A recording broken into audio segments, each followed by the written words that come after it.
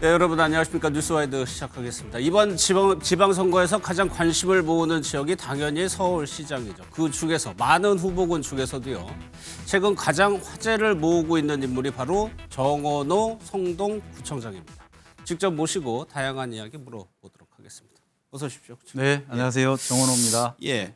먼저 저희가 좀 여론조사 한번 볼 텐데 네. 가장 최근에 발표된 게 어제 발표된 거더라고요. 그런데 오차범위 밖에서 지금 오세훈 현직 시장을 크게 앞서는 걸로 지금 나오고 있거든요. 네, 네. 이 조사 결과 보고 어떤 생각 좀 드셨나요? 또 뭐 저에 대한 그 관심을 이렇게 좋게 평가해 준 시민들께 감사드립니다. 예. 네.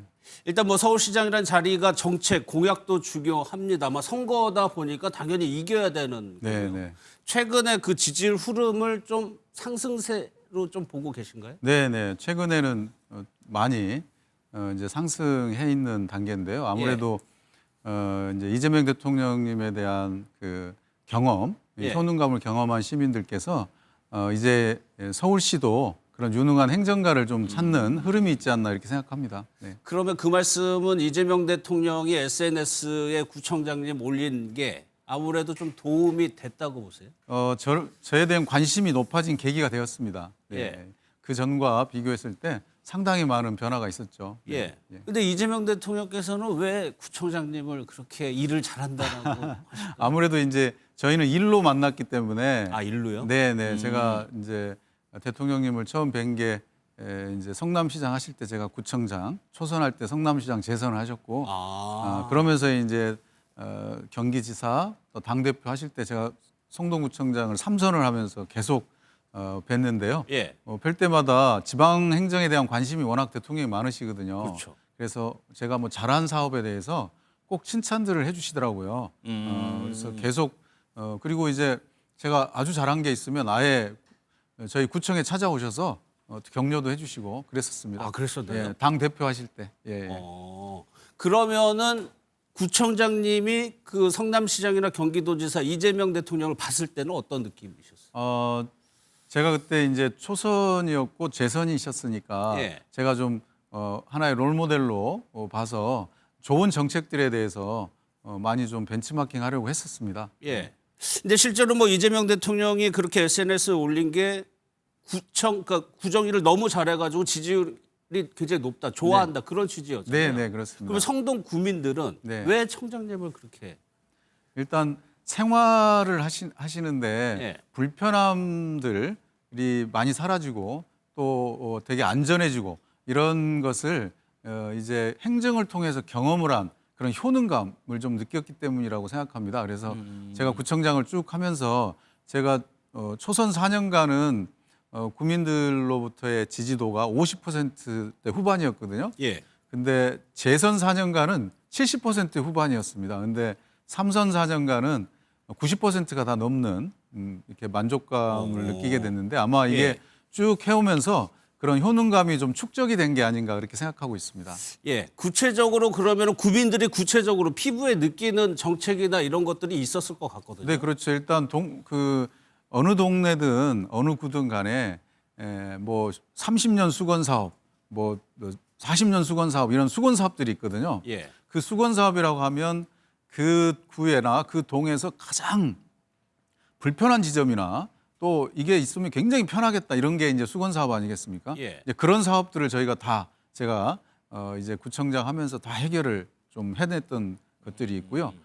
또 이제 주민들이 일상생활을 할 때 작지만 굉장히 만족감을 느끼는 그 생활 밀착 행정들 예. 이런 걸 이제 많이 또 하고 예. 네, 이런 게 다 이제 기본적으로 본다면 시민들이 원하는 일을 예. 행정이 하고자 했기 때문이거든요. 저 같은 경우는 제가 하고 싶은 일을 대부분 시민들께서 요청하는 일을 가지고 시작을 했습니다. 그렇기 때문에 만족감이 높은 것 같습니다.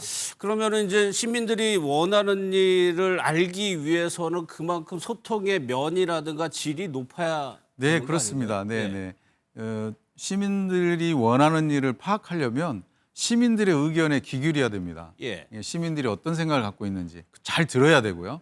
그게 첫 번째인 것 같습니다. 그래서 저는 다양한 채널을 열어놓고 시민들의 의견이 시민들께서 불편함을 얘기하실 수 있도록 열어놨습니다. 심지어 제 개인 휴대폰을 공개해서 번호를 공개해서 문자 메시지로 민원을 다 받고 있습니다. 그래요? 네네. 그러면 그 가장 요즘 사용하기가 편한 게 문자 메시지 아닙니까? 예. 네, 그걸로 이제 편하게 보낼 수 있습니다. 그래서 지나가시다가 뭐 보도블록이 깨졌다거나 어디 위험한 구간이 있다거나 그러면 사진을 찍어서 그냥 예. 보내오시면 됩니다, 저한테. 그러면 제가 그 지점에 확인해서 다 이제 수리하고 예. 그런 시스템들이 잘 돼 있어서 시민들이 어떤 지점을 원하시는지를 제가 잘 파악할 수 있습니다. 그럼 만약에 시장이 되신다면 서울 시민 전체 인구 굉장히 많잖아요. 네네. 그때도 그런 당연하죠. 휴대전화 오픈하실 거예요? 네네네. 당연하고요. 이제 지금 제가 평균 하루에 한 30-40건 정도 민원이 오는데 이제 서울시 전체적으로 하면 1,000통 미만으로 올 텐데 예. 그거를 이제 뭐 조금 AI나 이런 걸 활용해 가지고 그 주제별로 이게 소트를 하면 좀 더 빠르게 읽어보고 빠르게 답을 할 수 있거든요. 예. 그런 체계로 하려고 합니다. 네. 서울시장 얘기를 뒤에 다시 또 여쭤보기로 하고 지지율 조사에서 인상적인 대목이 그거였어요. 서울이 이제 보수 진영이 강한 지역이 있습니다. 네, 이른바 네. 서초, 강남, 송파, 강동인데 여기서도 오 시장을 앞서는 걸로 나왔거든요. 네. 이거는 아주 우리나라 정치에서 어떻게 보면 굉장히 특이한 현상인데 네. 이 현상 자체는 좀 어떻게 받아들이세요? 아무래도 저의 행정을 경험하기가 예. 조금 상대적으로 더 기회가 있었지 않았을까 싶습니다. 왜냐하면 이제 지리적으로 제 성동구에 바로 접해 있는 게 강남, 소초, 송파 그 아니겠습니까? 장강만 지나면 예, 건너편이니까. 뭐 동호대교, 그다음 성수대교, 영동대교를 넘으면 이렇게 교류가 되니까 교류가 굉장히 많은데 그때 이제 저의 행정을 좀 경험하시고 예. 이게 효능감에 대해서 함께 좀 간접적으로 느껴지지 않았나 이렇게 예. 생각하고요. 또 교류가 워낙 많으니까 저희 지역에 성수동이라든지 금옥수동 지역에 자주 오시니까 예. 이 직접적 경험도 많이 예. 좀 하시지 않았을까 이렇게 생각합니다. 그 효능감을 계속 말씀하셔서 계속 궁금해지는데 가장 대표적인 거를 뽑으면 뭐가 있을까요? 일단 첫 번째는 이제 성동구에 대한 이미지 자체가 과거의 이미지랑 지금 이미지가 아주 다르지 않습니까? 10년 전의 이미지랑 지금 봤을 때. 예. 그래서 국민들께서 첫 번째로 자부심을 갖고 계십니다. 성동구에 사시는 거에 대한 자부심이 있고 그 자부심의 배경은 아까 얘기했지만 소통이 잘 된다. 예. 구청에 내가 불편한 점, 생활할 때 불편한 점이 있으면 성동구청에 연락하면 언제든지 해결할 수 있다. 이런 믿음이 여론조사 보니까 70%가 넘어요. 그런 게 이제 있는 거고요. 그런 거는 하나하나 보면 생활 밀착 행정이라고 보통 보는데 버스 예. 정류장에 뭐 스마트 쉼터라든지 그다음에 횡단보도를 멀리서도 잘 보이게 하고 또 정지선도 잘 지키게 하고 바닥 신호등 설치해서 안전하게 만든 거. 예. 이게 교통사고를 획기적으로 줄였거든요. 이런 측면들이라든지 이런 게 하나하나씩 와닿는 그런 행정들이 진행됐기 때문이라고 생각합니다. 성수동으로 대표되는 그런 이미지를 말씀하시는 네, 거죠? 그렇죠. 마용성 뭐 이렇게 또 불리지 않습니까? 예. 네. 또요, 민주당 경선 지금 서울시장에 나가겠다고 하는 현역 의원들이 많이 있습니다. 그 안에서 경쟁력을 측정해봐도 월등히 앞서고 있다. 네. 뭐 물론 이번 지방선거가 여건이 유리한 구도라고 하지만 그 안에서도 조금 경쟁력이 있다는 거는 또 어떻게 보세요? 예, 아무래도 이제 지금의 이건 이제 선거라는 건 시대 정신이라는 게 좀 있지 않습니까? 예. 지금 누구를 원하느냐, 이게 뭐 개개인의 능력에 또는 뭐 인물의 잘나고 못남을 떠나서 지금은 누구를 원하느냐, 지금 서울시장은 그랬을 때 지금 시민들께서는 지금 원하는 서울시장은 검증된 일자라는 그런 유능한 행정가를 원하는 것 같다는 생각이 듭니다. 그거는 지금 이재명 대통령의 일하시는 행정하시는 예. 방식을 보고 아마 그런 효능감 때문에 예. 이제 서울시도 바로 그런 그 시장이 필요한 거 아닌가라는 거 있고요. 또 한 가지로는 시민들께서 느끼실 때 지금의 서울시 과연 시민을 위한 시장인가라는 물음이 좀 있으실 것 같고요. 예. 그랬을 때 이제 어떤 시장이 바람직한가? 시민의 일상을 안전하고 편안하게 뒷받침하는 시장인가? 예. 그리고 내 의견에 귀 기울여지고 내 삶의 응원이 되는 시장이 원하는 것 같다. 그런 측면에서 봤을 때 제가 이미 성동구에서 검증이 됐기 때문에 예. 그런 측면에 지지가 좀 있는 것 같습니다. 예. 그런데 오세훈 시장이 뭐 물론 정치인 출신 시장이긴 하지만 벌써 서울시장직을 5번인가 4번인가 네 번 하고 하셨습니다. 있을 정도로 네네. 경험이 행정가로서 경험이 많단 말이에요. 네네. 그러면 정원호 청장께서 보시기에 오세훈 시장의 정책 최근의 정책 뭐 여러 가지가 있었는데 이건 아니다 싶은 것들이 최근에 사실은 여러 가지 정책들이 시민들이 원하는 정책이 아니었고 시민들의 요구에 의해서 시작되는 정책이 아니라 시장님이 하고 싶어서 하는 정책들이 많으셨던 것 같아요. 오세훈 시장이 하고 싶어서 예, 하는 예, 정책. 예. 그러다 보니까 시민들께서 좀 불편해하시는 것 같습니다. 좀 세금 아깝다 이렇게 생각하기도 하시고요. 예. 대표적인 게 이제 한강버스도 그렇고, 예. 감사의 정원, 광화문 앞에 감사의 정원도 그렇고 그런 부분들을 볼 때 그리고 또 얼마 전에 폭설 났을 때 예. 작년에 서울 시내가 마비됐지 않습니까? 그런 재난에 대한 대응. 그 과거에는 또 폭우가 왔을 때 반지하에 아주 비극적인 일도 있었고요. 그건 다 물 배수가 안 돼서 그런 거 아니었습니까? 예. 이런 걸 볼 때 도대체 시민들이 원하는 일을 안 하고 왜 시장이 하고 싶은 일을 하느냐. 예. 그런 문제에 대한 불편함들이 좀 있으시고 피곤함이 좀 있으신 것 같아요. 예. 뭐 물론 이 정책을 만약에 시장이 되신다면 안 하시겠지만 한강버스 같은 경우, 감사의 정원 같은 경우 만약에 구청장이었다면 어떻게 이거를 처리하셨을까요? 아예 안 하는 방향이 맞았을까요? 저는 안전하지 않다고 하면 안 했어야 된다 한강버스는 이렇게 생각하고요. 감사의 정원은 예. 정하고 싶었다면 이 광화문 광장이 아니고 전쟁기념관 같은 데다가 해야 될 것 같습니다. 6.25 참전국에 대한 존중과 존경을 표시한다고 하면 전쟁기념관에다가 세워도 충분한 일을 우리나라의 대표 이 거리인 상징거리에다가 세운다는 건 이건 좀 안 맞는 거다 이렇게 생각하고 있습니다. 예. 만약에 시장이 되신다면 지금 성동구보다는 훨씬 이제 많은 사람과 지역이 넓어지게 된단 말이에요. 그리고 네, 좀 네. 저는 좀 지금 얘기를 듣고 걱정스러운 부분이 그 시장이 돼서도 그렇게 구청장 때처럼 소통을 할 수 있을까라는 좀 그렇죠. 요즘은 이제 기술이 발달해서 예. 그런 소통하려고 하는 의지가 중요한 거지.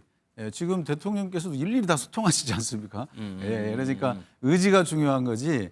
그거 범위는 아무 문제가 아니라고 생각합니다. 예.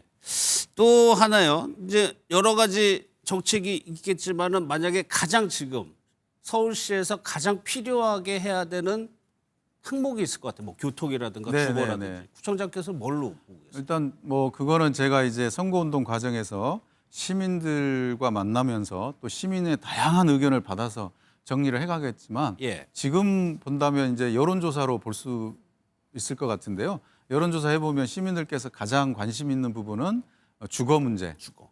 그 다음에는 이제 경기 문제, 이제 지역 경제 문제, 그리고 마지막 이제 세 번째는 교통 문제 이렇게가 하여튼 주요한 3가지 정도가 되는 것 같습니다. 예. 그런 정도가 이제 중요할 텐데 세부적으로 주거도 어떤 문제냐, 그 다음에 교통도 어떤 문제 이런 것들은 저희가 이제 선거운동 과정에서 시민들과의 대화 속에서 예. 과제를 뽑아내서 예. 이제 해결책들을 좀 내놓을 생각입니다. 벌써 얘기하기는 좀 이르다는 말씀이시죠. 네. 생각하시는 건 있으시죠? 예, 그럼요. 네. 근데 지금 현직 구청장이라 구체적인 공약을 얘기할 수가 없어서 예. 제가 이제 사직을 하고 후보로 등록하면 그 얘기를 할 수가 있습니다. 그 시점이 어떻게 되는 거죠? 이제 3월 4일까지 사퇴를 해야 되거든요. 예. 네. 지금은 출마를 공식화한 상황. 예, 그렇습니다. 네. 오세훈 시장이 최근 들어서 정원호 청장님 관련한 얘기들을 좀 하고 있는 것 네. 같아요. 그러면서 조금 뭐 말이 좀 뭐 다른 것도 있고 그게 하나가 삼표 레메콘 네, 부지인데 예. 오세훈 시장하고 이런 결정을 둔 걸 두고 좀 말이 엇갈리더라고요. 네, 이게 이제 시장님께서 이제 무상급식 그 반대하면서 사퇴했다가 다시 보궐로 복귀할 때까지 한 10년간 그 시정의 공백이 있었지 않습니까? 예. 그 기간에 좀 업데이트가 좀 잘 되셔야겠다 그런 생각이 들고요. 그래서 객관적 사실이니까 언론에 검색만 해봐도 다 나오는 일들을 이렇게 좀 시기를 착각하신다든지 뭐 절차를 좀 잘못 알고 계신 것 그런 부분들이 있는 것 같은데요. 뭐 이거는 뭐 중요한 문제가 아니니까 예. 한번 좀 업데이트 시키면 좋으실 것 같다 이런 말씀 드립니다. 그러니까 과거에 어떤 일이 있었는지를 알게 되면은 자연히 풀릴 네, 문제라는 그렇습니다. 말씀이시고요. 네. 이제 공식적으로 이제 뭐 청장직 사퇴하시고 선거 운동에 들어갈 텐데 일단은 뭐 당내 경선을 통과하는 게 1차적인 목표죠. 네, 그렇습니다. 네. 그렇게 되면은 이제 오세훈 시장 현역 시장과 맞붙는 선거가 된단 말이에요. 네. 현재 지지율은 앞서고 있다지만 현직이라는 프리미엄을 또 무시할 수가 없어요. 그렇죠. 네, 네. 아무래도 이제 오세훈 시장 하면 이제 시장을 워낙 오래 하셔가지고 예. 오래 한 것에 대한 익숙함이 좀 있으시잖아요. 그런 게 이제 저 현역 프리미엄으로 나타날 텐데 굉장히 저는 그게 크다고 생각하고 그런 부분들에 대해서 저희도 차분히 준비해서 예. 대응해야 된다 이렇게 생각합니다. 총장님 오늘 좀 구체적으로 밝히시지는 않으시네요. 예. 주거 문제도 사실 교통 문제 얘기하셨지만 서울에서 거주하고 직장 생활, 사회 생활하는 사람 주거 문제 굉장히 힘들거든요. 그렇습니다. 주거도 여러 가지가 있죠. 예. 일단 이제 반지하에서부터 지옥고 문제, 반지하 옥탑방, 고시원 이런 문제도 주거 문제에 있어서 풀어야 될 과제이고요. 그렇죠. 그다음에 이제 청년과 신혼부부 임대주택들 그러니까 좀 편하게 좀 지낼 수 있는 공간들을 어떻게 좀 좋고 많이 좀 만들어서 공급해 줄 거냐 이런 문제도 있고요. 그다음에 이제 재개발 재건축 이것을 속칭 이제 도시 정비 사업이라고 하는 이런 분야에서 좀 속도를 내서 그런 공급을 좀 늘리는 문제도 있고요. 예. 이것뿐만 아니라 이제 재개발 재건축뿐만 아니고 예. 일반 민간 복합 개발을 통해서 이제 조금 더 합리적 가격에 이 공급할 수 있는 그런 예. 아파트들을 이제 만들어야 되는 그래서 공급해야 되는 것들이 있는데 이 각기 분야별로 다 수요가 있기 때문에 네. 이 수요에 맞춤형으로 제공이 돼야 되는데 지금 논쟁은 재개발 재건축 아파트만 지금 논쟁이 되고 있는데 이거는 전체 큰 틀로 봤을 때 좀 조정이 필요한 거고 물론 재개발 재건축 아파트를 속도감 있게 해야 되는 것도 필요하고 저도 그거에 대한 얘기를 이미 방안에 대해서 예, 이제 제안한 바가 있는데요. 나머지 분야에서도 수요에 대한 공급들이 다 이루어져야 된다 이런 생각을 하고 그걸 종합적으로 주거 정책으로 제출했을 때 예. 서울 주거 문제가 함께 풀려갈 수 있다고 생각합니다. 지금 얼핏 듣기에는 좀 공급에 좀 방점을 찍으셨다. 예, 당연합니다. 예. 공급이 이제 수요에 맞춘 공급들이 이루어지지 않으면 그게 주거난으로 발생하거든요. 서울은 반지하 수요도 있고 옥탑방 수요도 있지 않습니까? 예. 그리고 임대주택에 대한 수요도 있고 그리고 조금 더 합리적 가격에 이런 아파트나 이런 걸 좀 원하는 수요도 있고 예. 재개발 재건축은 요즘 하게 되면 너무 고가로 만들어지게 됩니다. 그런 부분들에 대한 수요도 있죠. 그런데 이게 각각 또 단점들이 있기 때문에 이런 것에 대한 종합적인 정책으로 만들어져야 된다. 한쪽만 하게 되면 이게 좀 약간 편향적인 그런 이런 주택 정책이 돼서 주거 문제를 전반적으로 해결할 수가 없습니다. 근데 지금 현 시장님 같은 경우는 한쪽만 지금 너무 하고 계셔가지고 예. 전반적인 주거난을 해결하는 데는 역부족이다 이렇게 생각합니다. 알겠습니다. 선생님 오늘 여기까지 하도록 하겠습니다. 벌써요? 고맙습니다. 네, 네. 예. 감사합니다. 네. 김정은 지도 간부들을 만나시고 반갑게 인사를 나누시었습니다. 왕조와 건설의 가장 걸출한 인민의 용도자를 우러러 다함없는 고마움의 인사를 삼가드렸습니다. 새해 2026년에 즈음하여 금수산 태양궁전을 찾으시었습니다. 김정은 동지께서는 지도 간부들과 함께 기념관 몰림 조성 계획에 따라 진행되는 식수의 첫 삽을 뜨셨습니다.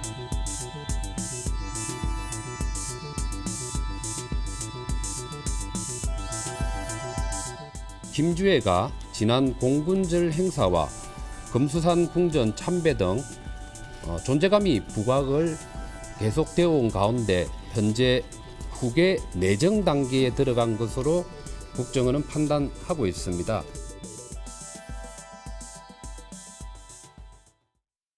네 분과의 북한과 정치권 상황 짚어보겠습니다. 김종욱 전 민주연구원 부원장, 김지호 더불어민주당 대변인, 최수영 평론가, 윤기찬 국민의힘 법률위 부위원장 나오셨습니다. 어서 오십시오. 예. 김정은의 딸이죠. 주에 관련해서 어제 국정원이 보고한 내용을 보면은 후계 내정 단계에 들어간 것 같다라고 얘기를 했어요. 그러면 사실상 내정 단계라고 하면은 어느 시점이나 어떤 과정을 거쳐가지고 결국에는 후보자로 가고 있다고 지금 국정원은 보고 있는 거 아닙니까? 네, 이제 국정원은 김주애로 후계자가 내부에서 결정이 됐다라고 보는 것 같고 예. 아마 북한 문제 관련해서는 국정원이 가장 정확히 아는 측면이 있고요. 또 지금 국정원장이 북한 전문가이기도 했었고 통일부 장관도 했었고 NSC 처장도 했었기 때문에 정보 분석이 제대로 됐을 거라 생각이 들기는 합니다. 그래서 예. 말씀하셨던 것처럼 3-4년 거의 한 3-4년 동안 계속 김주애를 노출시키는 이유가 뭘까? 이런 부분들 같은 경우는 북한 사회에 각인하는 효과가 굉장히 큰 측면이 있기 때문에 장기간 노출이라고 얘기하는 것은 내부적으로 그 정도의 공감대가 있어야 가능한 측면이 있는 거죠. 예. 왜냐하면 외내 보내지에 대해서 공감대가 없으면 김주애에 대한 이미지가 안 만들어지는 측면이 있는 것이고요. 또 계속 지금까지 나왔던 부분과 관련해서는 다른 아들들도 있다는 얘기가 있는데 왜 아들 얘기는 안 나오지 이런 부분과 관련해서 김주애가 아닌 다른 자식들 같은 경우는 이 공개적인 석상에서 저런 만한 역할을 할 수 있을 만큼의 능력에 대해서 확인이 좀 안 된 거 아닌가? 이런 생각도 있는 것 같고요. 예.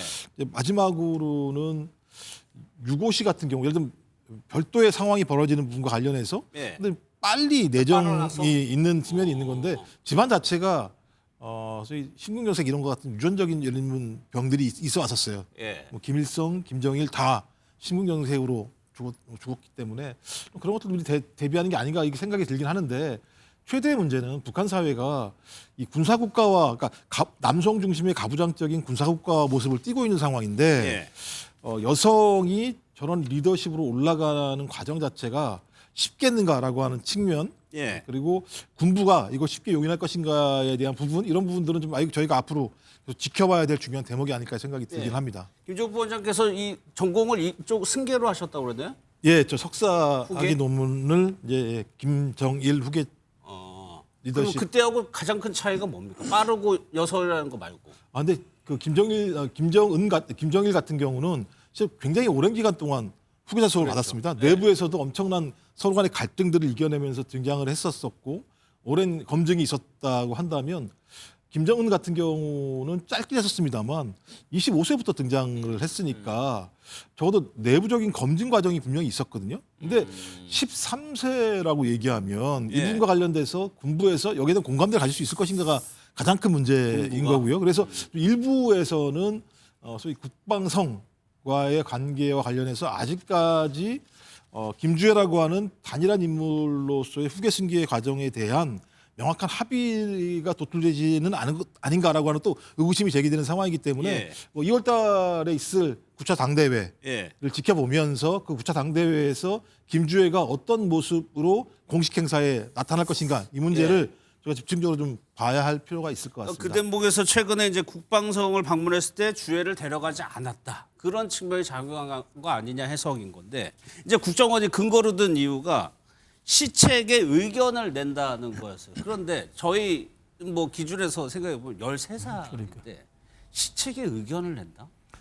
이거 어떻게? 저는 우상화 작업의 일환 같다는 생각이 들어요. 예. 그러니까 뭐 어떤 시책을 냈는지 저도 모르겠어요. 13살의 머릿속에서 나왔던 시책이 과연 정말 북한의 국정 운영에 큰 영향을 끼칠 그런 사안인가라는 생각이 드는데 지금 말씀하셨던 바와 같이 김정일이 후계가 되던 나이가 31살이었고 예. 김정은이 25이었습니다. 근데 지금 13살인데 왜 이렇게 말하자면 이 승계의 연령 하향 때가 급속하게 이루어지는 과정인데 예. 저는 이제 국정원이 이를 나름대로 그래도 우리나라를 대표하는 정보기관이 이 정도 분석했을 때는 나름 이유가 있지 않겠습니까? 저는 그 흔적을 어디서 찾아보냐면은 최근에 이 김정은의 행보를 보면은 선대지우기 작업을 해요. 그러니까 김일성, 김정은의 치적 지우기를 합니다. 근데 그것이 어디서 드러나냐면 선대가 그렇게 했는데 된 게 하나도 없다. 그러면서 비난하면서 나는 그렇지만 북한의 핵의 고도화도 이루고 예. 내가 인민들의 삶을 돌보고 있다 이렇게 얘기를 하는데 사실 쉽지 않은 거거든요. 백두혈통을 자랑하는 북한에서 선대 김일성, 김정일을 다 지금 3대 그렇죠. 세습을 이어간 김정은이 비난한다? 쉽지 않은 이야기인데 저는 그래서 어떤 걸 보냐면 김주애랑 본인은 한 묶음으로 보는 게 아닌가. 그러니까 그 지나갔던 시절과 차별화를 도입함으로써 예. 그러니까 김주애에 대해서 조금씩 힘을 실어주는 그 약간 경계선 그 어딘가로 지금 해석하는 게 국정원도 그런 측면으로 접근한 거 아닌가 생각이 들어서 어찌됐건 지금 김정은의 건강 상태를 봐도 눈에 띄게 나빠지지도 않았는데 왜 이렇게 서두르냐라는 얘기가 있는 게 저는 그런 측면에서 13살에게 이렇게 과학의 후계 구도로 진입하는 과정들이 속도감 있게 한다? 그건 뭔가 북한의 속내도 좀 복잡해 있다 이렇게 보는 게 맞지 실질적인 후계 구도 안에 들어왔다라고 보긴 저도 좀 이른 감이 있다는 생각이 들어요. 예. 최근 들어가지고 이제 가장 인상적인 장면이 요 장면, 요 두 장면이었던 것 같습니다. 대중들이 다 읽고 보도된 내용이 김정은에게 이제 옆에서 볼에다 뽀뽀하는 모습. 그리고 금수산 태양궁전을 참배하는데 정중앙에 위치했다는 점. 이것 때문에 또 그런 여러 가지 전망이 나왔는데 어제 국정원이 그렇게 해석을 했어요. 최근에요 주중 북한 대사관이 있는데 그 앞에 가면은 이제 사진들이나 이런 것들을 게시해 놓는 공간이 있는데 여기에 주회하고 김정은 위원장 사진이 정중앙에 배치됐다는 겁니다. 김지호 대표 이거는 대사관이 자체적으로 할 수 있는 일이 아니고 본국에서 무언가 왔기 때문에 이렇게 전시를 했다고 해석을 해야 되거든요. 지금 김주의 우상화 작업이 북한 이 영내에서만 추진되는 게 아니라 주중 대사관에 저런 사진이 걸렸다는 것 자체가 굉장히 의미심장한 이야기 아니겠습니까? 중국 정부에게도 김정은의 후계자가 김주애다. 예. 이것을 좀 넌지시 알리는 외교에 대비시키는 그런 행보로 보이고요. 이게 상식적으로 13세에 불과한 어린 자녀를 이렇게 후계자로 저렇게 의전을 한다는 것 자체가 과거에 왕조 시대나 있을 법한 비상식적인 행위이고 네. 이것을 뭐 김정은 위원장이 모르겠습니까? 다 알 거예요. 근데 네. 왜 이렇게 무리한 행보를 할 수뿐이 없는가? 뭐 건강상의 문제가 없고 뭐 권력 기반에 이상이 없다고 하지만 저렇게 빨리 후계자를 세워야 되는 데는 분명한 이유가 있다고 생각하고요. 네. 어찌됐든 김정은 위원장의 마음이 뭔가 좀 급하지 않나 네. 이런 생각이 들고 있습니다. 그 분명한 이유는 그냥 뭔지는 모르고 그냥 일단은 그러신 거죠. 불안감이 크겠죠. 본인이 네. 어떤 건강이라든지 권좌에서 언제든지 무언가 변수가 생길 수도 있다는 그 불안감. 그리고 네. 대내적으로 보면요. 세계 곳곳에서 지금 전쟁이 일어나고 있습니다. 그런 것도 저는 한몫하고 있다. 베네수엘라 같은 경우 케이스 그렇죠. 마두로. 그런데 오늘 오전에 저희 특파원이 다시 주중대사관에 가보니까 사진이 교체가 돼 있었습니다. 김정은 위원장으로 다시 사진이 교체가 돼 있었는데 이게 그 윤재부 이걸 뭐 추정해 보면 그 사이에 이제 한국에서 대대적으로 보도가 돼서 다시 뭐 이어져 여러 가지 보도가 나왔어요. 그런 다음에 옮겨졌다. 그럼 뭔가 좀 의식하고 있는 거 아니냐고 해서. 그러니까 저는 이제 북한이 사실은 이제 그 북한 국민들의 의사가 그 아래로부터 위로 반영돼 가지고 지도 체제가 만들어지거나 거기 힘을 주는 체제는 아니잖아요. 네. 그러니까 처음에 김일성이 이제 어떤 그 나라를 통치할 때는 북한을 통치할 때는 이제 항일 운동을 했고 그다음 북한을 세웠다라는 이 정통성이 있었죠. 그걸로 인해서 이제 통치력이 나왔던 것인데 그 뒤에 김정일부터는 이제 주체 사상이라는 거 갖고 나온 거예요. 그런 그 어떤 뭐 정통성 갖고는 안 되니까 주체 사상이라는 거 갖고 했는데 그것도 안 됐어요. 그러니까 김정은 이후에는 이제 성군 정치라 해서 어쨌든 힘으로 정치를 하기 시작했고 그다음에 미국이나 대한민국이 마치 침입할 것처럼 해가지고 그런 불안감을 조성해서 했고 예. 경제 5개년 계획 이런 것들을 통해서 한번 기대를 심어줬죠. 근데 안 되니까 이제 이 모든 것들이 우리 선대 탓이다라고 일단 책임을 돌려놓고 본인은 김주애를 내세웠는데 그 당 규약 개정 내용에 보면 총 비서가 이제 김정은이고 제1비서를 비워놨단 말이에요. 그 제1비서의 역할이 총 비서의 대리로 해놨어요. 그렇다면 언제든지 저는 김 교수님이 그 의견에 동의하는 게 언제든지 유고시에 김주애가 대리할 수 있는 체제를 만들어놔서 사실 김정은 혼자 북한을 통치하는 건 아니고 그렇죠. 군부하고 같이 한다고 네, 저는 보기 네. 때문에 그런 일련의 지배층에 대한 어떻게 보면 지배층을 안정을 공고히 하는 차원에서 서두르는 것 같고 근데 저게 이제 서두른다 그러면 중국하고의 그 관계에서도 인정받아야 되는 부분도 없잖아 있는 것이고 해서 예. 그런 작업 중인 것으로 보여지기 때문에 저는 개인적으로 저 부분은 일단 내정은 된 것 같은데 그 내정이 공고히 되거나 대외적으로 특히 대중국 관계에서 인정받는 데까지는 좀 시간이 걸린다. 아마 그런 현상의 일종이 아닐까라는 개인적으로 그렇게 생각합니다. 물론 북한이 1인 지도 체제이긴 하지만 군부의 영향력을 무시할 수가 없습니다. 그렇다면 과연 군부가 13살에 불과 뭐 지금 상황에서는 이 어린 김주의 또 여성이고 이게 과연 지시나 이런 것들이 과연 통할 것이냐 좀 의문이 들기도 하거든요. 그러니까 제가 볼 때는 북한 사회가 아까 소위 혁명가계라고 하는 혈통주의와 군부가 서로 이익들을 균점하는 구조를 딱 만들어냄으로써 서로 합치해서 가는 측면들이 있거든요. 그래서 지금 같은 경우는 북한이 핵 능력 고도화라고 하는 측면과 관련해서 핵 능력을 가지고 있는 군부 사람들이 가장 중요한 어떤 요직으로 지금 앉아 있는 상황이고, 그다음에 김주애 같은 경우는 뭐 컴퓨터 천재니 뭐 이런 식의 예를 들어 우상화 작업을 하는 측면이 있어요. 그러니까 선진 기술 같은 거겠죠. 그러니까 그런 식을 통해서 김주애라고 하는 어떤 새로운 이미지가 실질적으로는 김주애 개인의 이익을 대변하는 게 아니라 군부의 이익을 대변하는 형식을 통해서 서로 타협 아니면 균형을 맞추는 형태의 리더십을 만들어 왔던 것이 저는 김정일부터 김정은까지 지금까지 오는 과정이거든요. 저는 과도적인 상황이라고 보이긴 하는데 제일 우려는 13살이라는 거예요. 13살인데 이 부분과 관련해서 어떤 구체적인 후계자로서 역할을 할 수 있을 것인가?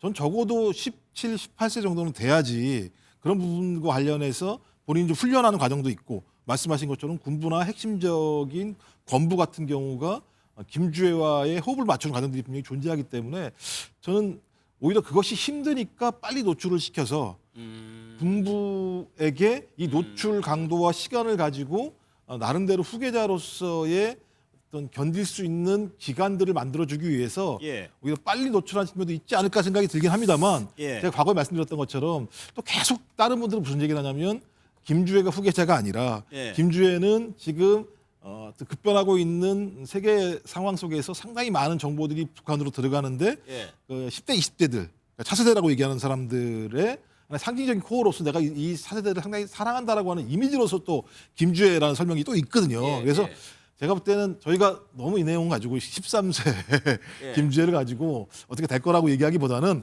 그런 가능성이 분명히 있다라고 하는 전제하에서 유심히 살펴보는 과정으로 저희가 봐야 된다고 생각이 듭니다. 보면은 전공하신 분들은 굉장히 회의적이시더라고. 후계자를 이렇게 얘기하는 거에 대해서 끝까지 더 봐야 된다는 말씀이시냐. 김주호 대표 하나만 볼게요. 오늘 김여정 부부장이 정동영 장관에 대해서 이제 다행으로 생각하죠. 약간의 호의적인 태도를 보였어요. 지난주에 정부 고위 관계자 얘기로 북미 간에 뭔가 있는 것 같다는 취지의 보도 나왔었고. 아직까지는 이게 공개가 안 되다 보니까 다만 북한 입장에서도 지금 러시아 우크라이나 전쟁이 교착 상태에 뭐 조만간 휴전을 하지 않겠습니까? 그러면 이 전쟁 국면이 끝나고 무엇인가 미국과 한국으로부터 경제적인 이득을 받아야 본인들의 어떤 민생이라든지 경제 환경 자체가 나아질 텐데 이 상황으로 계속하면요 고난의 행국의 연속이고 뭐 그래봤자 본인들 좋을 게 뭐가 있습니까? 본인들 정권도 어렵고 국민도 어렵고 지금 사실 이재명 정부 들어서 북한과의 관계만 좋은 게 아니라 일본, 중국, 미국 두루두루 지금 대한민국이 안보에 있어서 주변 국가들과 굉장히 좋은 관계를 유지하고 있습니다. 이럴 때 북한도 이 평화 무드에 편승해서 뭔가 주도권을 가지고 제재를 풀 수 있다면 그런 희망을 갖게 된다면 북한으로서도 지난 하노이 노딜의 그런 악몽에 벗어나서 일정 부분 경제적 베니핏을 얻고 싶은 게 인지상정 아니겠습니까? 알겠습니다.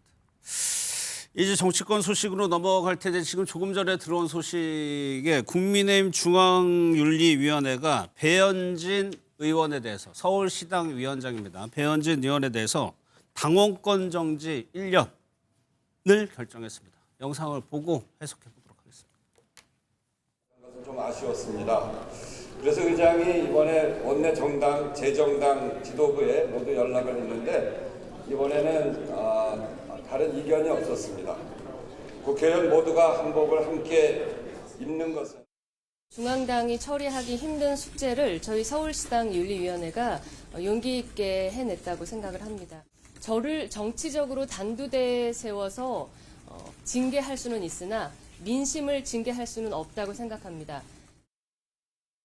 장동혁 대표까지 찾아가면서 항의를 했었는데 결국에는 윤리위에서는 당원권 정지 1년을 결정을 했습니다. 이 실무적인 절차 한번 따져보면 중앙윤리위에서 하고 최고위에서 의결을 해야 확정이 되는 거죠. 제명의 경우에만 그렇습니다. 아, 저희가 이제 제명의 경우에는 당원권 정지는 그냥 예, 확정이에요? 예. 제명은 최고의 의결을 거쳐야 좀 확정되는 걸로 네. 당원당 구성돼 있고 나머지는 물론 국회의원 제명의 경우에는 더욱더 이제 그 의원총회까지 거쳐야 되는 거죠.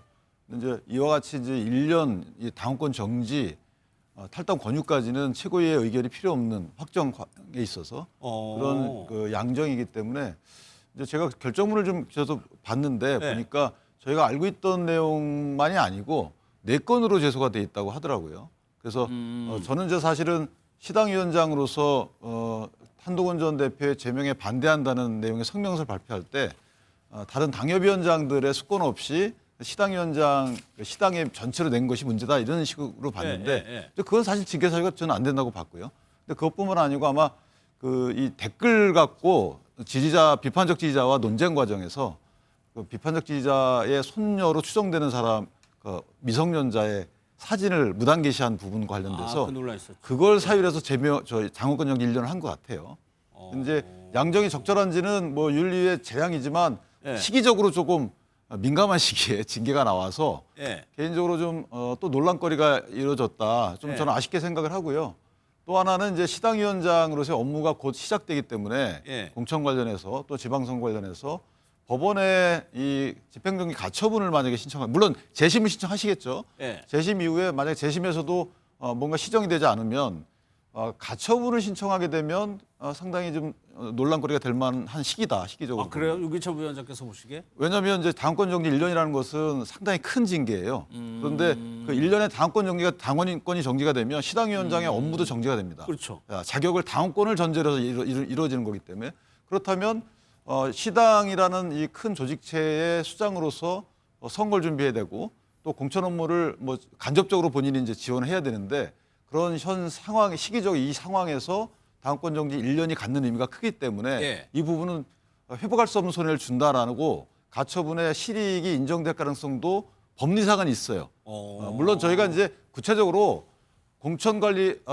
윤리위원회에서 갖고 있는 자료를 전부 모르겠지만 예. 어쨌든 이 객관적으로 보면 그럴 만한 상황이다 이렇게 봅니다. 그러면 조금 뒤에 배현진 의원이 기자회견을 한다는데 아마 법적인 조치를 하겠다라고 얘기를 할 수도 있겠네요. 윤기찬 부원장께서도 그렇게 본다고 하시면 그러면 정치적인 의미 보겠습니다. 서울시당 위원장 내려놔야 돼요. 그러면 공천 이번 지방선거에서 아무것도 할 수가 없는 대목이 좀 중요해 보여요. 네, 그렇죠. 거기다가 또 하나 있죠. 이 지금 당에서 이번에 당원당 개정하면서 이번에 당 지도부는 말하자면 인구 50만 이상의 기초자치단체장은 중앙당으로 가서 중앙당이 직접 공천한다. 근데 본인이 지역구가 있는 송파구도 여기에 해당이 되잖아요. 그러니까 제가 보기에 시당위원장직도 내려놔야 되지만 실질적으로 이렇게 되면은 규정상으로도 공천권도 행사할 수 없고 정치적인 영향력도 행사할 수 없게 되는 구조가 되는 거죠. 그러면 이거는 이른바 친한계라는 뭐 속아내기 뭐 이런 그러니까 이제 겁니까? 그래서 사실 오비락적 성격이 있다고 저는 봐요. 근데 오비락이요? 그러니까 까마귀 날자 배 떨어진 것도 있는데 네. 문제는 지금 이게 일관되게 김종혁, 한동훈, 배현진으로 이어지고 있다라는 이것이 이제 대중들의 눈에는 어떻게 비칠 것인가. 특히나 이제 정치는 두 가지 요소로 구성되잖아요. 예. 메시지와 이미지인데 이렇게 이런 메시지와 이미지가 중첩되게 가다 보면은 많은 분들이 이거는 친한계에 대한 어떤 그 뭐 속가내기 내지는 친한계에 대한 어떤 뭐 당에서 좀 배제 뭐 이런 걸로 볼 수가 있기 때문에 예. 저도 그래서 지금 시기적으로 우리 윤기찬 변호사가 똑같이 생각하는 거는 시기적으로 조금 이게 적절했느냐라는 예. 측면이 있는데 뭐 윤리의 결정을 또 저희가 가타부터 얘기할 수 없지만 독립적으로 한다고 하니까. 그렇지만 예. 저는 그래요. 이 정치 분야에 윤리나 도덕이 너무 과하게 개입해 버리면은 예. 정치의 기능을 상실해 버리거든요. 이철승 전 의원이 그런 말을 남겼어요. 종교가 상수도 기능을 한다면 정치는 하수도 기능을 하는 거다라고 했는데 이렇게 너무 엄밀하게 도덕적 잣대를 계속 들이대면은 사실 선거 앞두고 정당이 위축될 수 있는 그런 것들도 있기 때문에 예. 시기적으로 과연 맞았느냐와 함께 양정 문제도 좀 뭐 그러니까 이게 적절했느냐 이런 문제 남아 있지만 어찌됐건 이런 부분들이 저는 뭐 당 지도부의 의사와는 관계가 없다고 분명히 보고 있지만 예. 대중들의 눈에 어떻게 비칠 것인가의 문제는 조금 한번 생각해볼 지점이라고 생각합니다. 한동훈 전 대표 제명됐고 김종혁 전 최고 탈당 권유에 또 제명됐고 이제 당원권 정지 1년이면은 일반적으로 정치에 관심 있는 분들은 당연히 그렇게 해석하지 않겠습니까? 근데 이제 저는 윤리의 이번 결정에 좀 다소 아쉬움이 큰 이유는 네. 추가적으로 한동훈 전 대표는 정치적으로 대응을 했어요.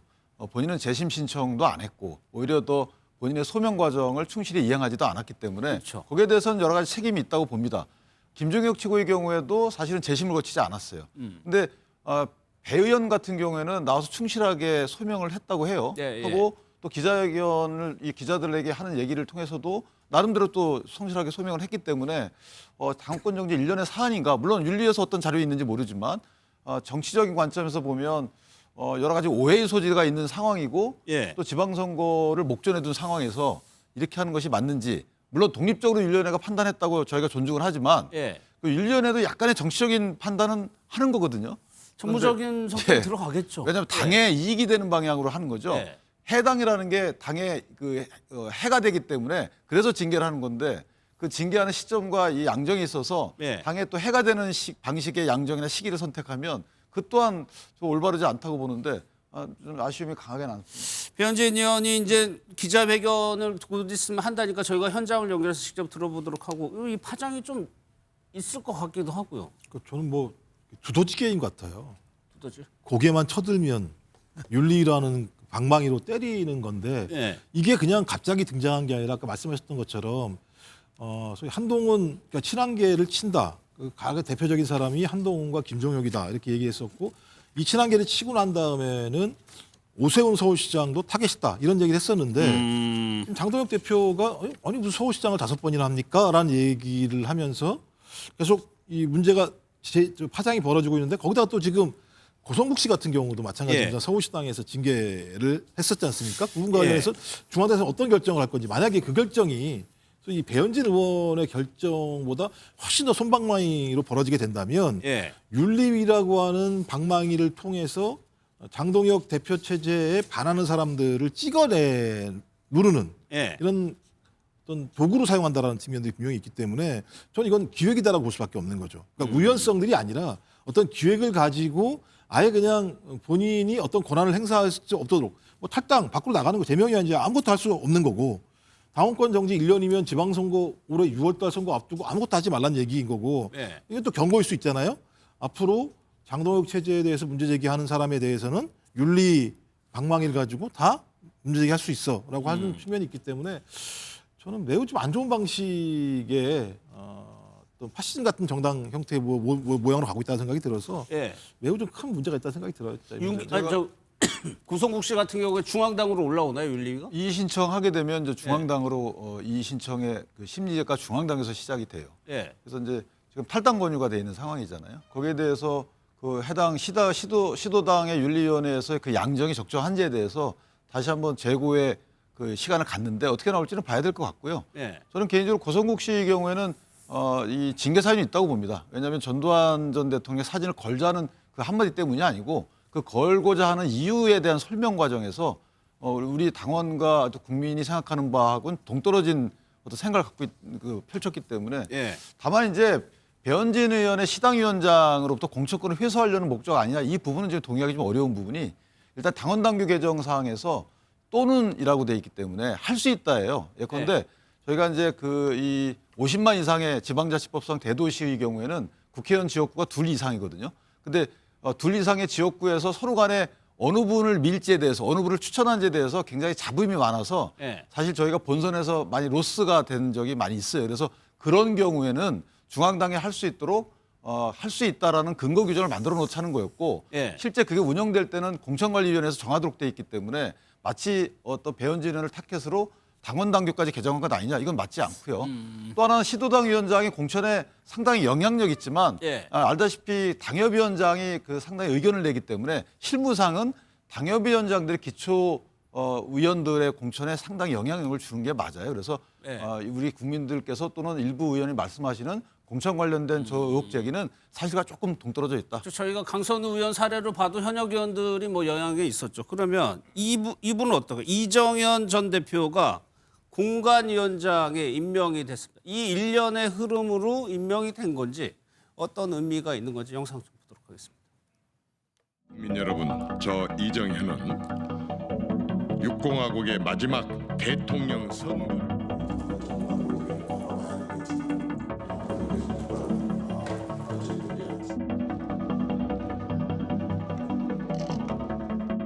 저는 오늘 이정현 전 대표님을 이번 지방선거 중앙당 공천과 국회의원 보궐선거 공천 관리를 책임질 공천관리위원장에 추천하고자 합니다. 이정현 대표님은 우리 당 당직자 출신이자 지역주의의 벽을 용기 있게 허물어 온 존경받는 정치인입니다. 우리 당의 험지인 호남에서 2차례나 국회의원에 당선되셔서 통합과 도전의 가치를 상징적으로 보여주셨습니다. 이정현 전 대표가 공천관리 공관위원장으로 임명이 됐어요. 이정현 대표하면 떠오르는 이미지가 호남, 친박. 네. 최근에는 김문수 후보의 선대위원장이거든요. 어디에 방심이 있는 겁니까? 저는 호남에 있다고 보고 그다음에 호남이요? 호남과 예. 전 새누리당 대표, 그러니까 국민의힘 전신이죠. 예. 새누리당 대표를 지냈는데 당시 이제 그때 박근혜 전 대통령의 이제 탄핵을 둘러싸고 여러 가지 이제 그때 이제 어려운 시기에 이제 맡아서 했었죠. 예. 근데 저는 오늘 보면서 오히려 사실 이정현 전 대표 정도 되면은 장동혁 대표가 영향력을 그렇게 행사하는 쉬운 구조가 아니에요. 이정현 대표가 나름대로 스타일이 네. 굉장히 고집스럽고 원칙주의자이기 때문에 뭐 이를테면은 손쉬운 사람 좀 주무르면서 간다 뭐 이런 과거에 그래서 왜 학계에서 많은 분들을 영입했어요. 예. 학계에서 영입한 분들은 아무래도 자기 소신이 뚜렷하기보다는 주변의 의사를 좀 듣고 그다음에 당 지도부의 의사도 좀 관찰하기 쉬운 구조지만 이정현 그러니까 지금 신임 공관위원장 입장에서는 그게 굉장히 쉽지 않은 구조일 수 있어서 호남 그다음에 물론 박근혜 전 대통령의 영향력도 어느 정도 신경 썼을 거예요. 왜냐하면 친박에서는 굉장히 유명한 분이기 때문에 그런 점도 일부 고려될 수 있다. 근데 마치 이게 이제 일각에서는 지난번 단식 때 예. 장 대표 단식 때 박근혜 전 대통령이 찾아온 걸 가지고 일종의 보훈 인사 아니냐 이런 식으로 얘기를 하는데 예. 제가 보기에 그건 너무 과한 상상력이고 장 대표 입장에서는 공천 관리라는 좀 그립감을 쥐는 그런 카리스마가 있는 분과 그다음에 강단 있게 이걸 외풍을 좀 차단할 수 있는 분 그리고 상징적으로 그런 것들을 좀 이겨낼 수 있는 그런 분들을 고려하다 보니까 저는 선택지가 간 거라고 보고요. 예. 이정현 위원장이 그 공관위원 맡으면은 제가 보기에 외부에서 여기저기 전화하거나 이렇게 해서 저도 같이 청와대에서 일을 해본 경험이 있어서 그렇게 녹록하진 않을 거라는 생각이 들어요. 말씀하신 대로 박근혜 전 대통령 얘기가 자연스럽게 나올 수밖에 없죠. 여기에 대한 정치적 비용 아니냐는 이제 분석인 건데 영상 보도록 하겠습니다.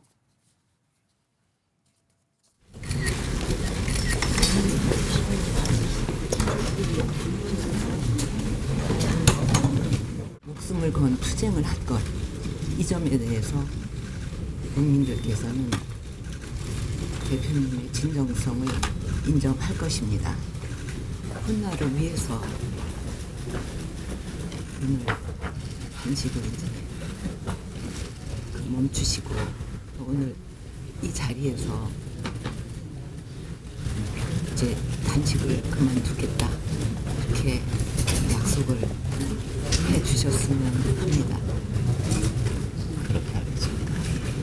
고맙습니다. 그렇게 하겠습니다.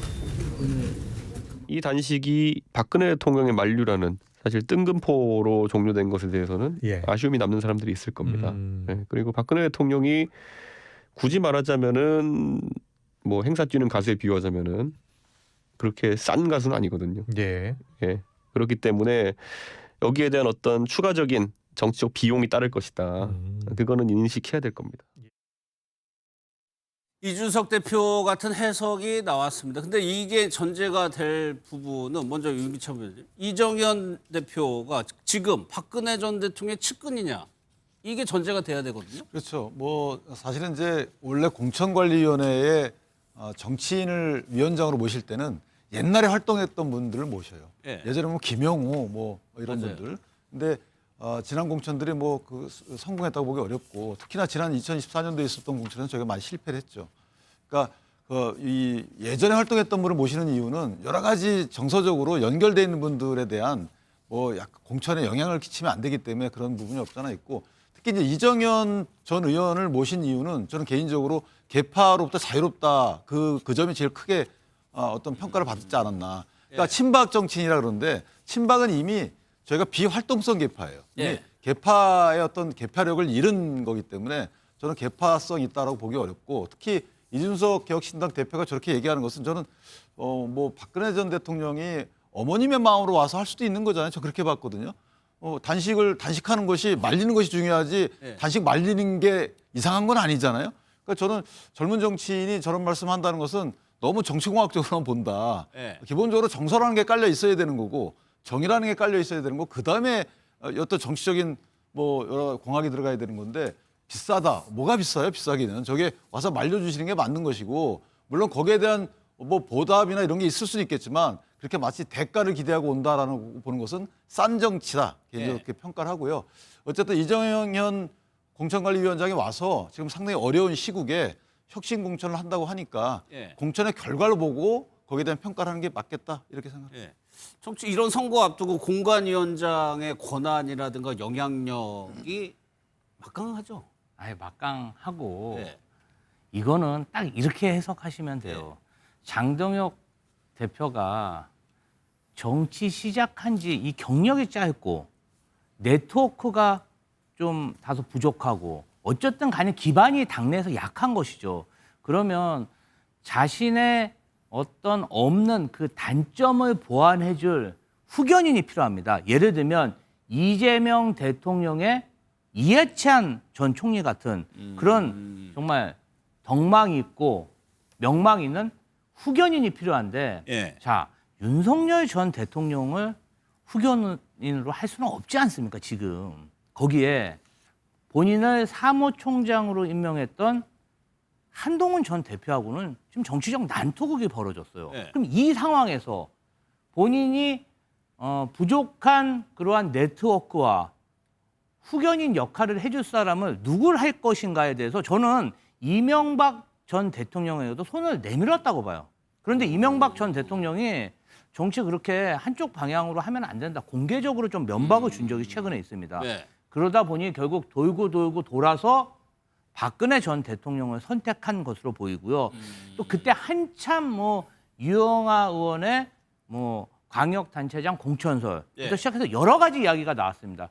거기에 마침표가 결국은 이정현 위원장의 공관위원장 임명이 아닌가 예. 이런 정치적 의심이 듭니다. 혹시 그 대목은 어떠세요? 김문수 후보 선대위원장이었거든요. 네. 그렇다고 보면 보수 진영 스펙트럼에서도 굉장히 강경한 보수. 네. 왜 이게 맞았다 이런 해석을.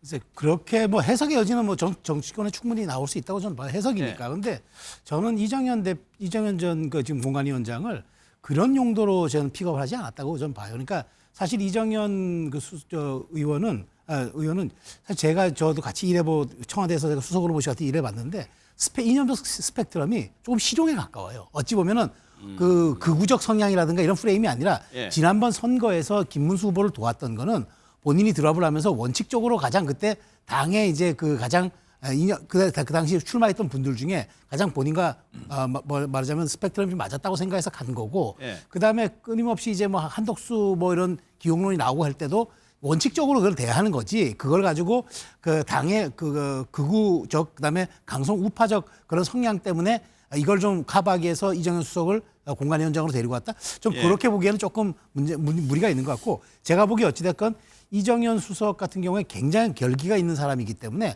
어찌 보면은 장동혁 대표와도 약간 코드가 좀 비슷해요. 좀 보면은 과감성과 결단력 그다음에 도전하는 것 이런 것들이 그런 측면도 좀 감안되지 않나 싶어요. 성향이랑 인연적 성향 실용에 가깝다니까.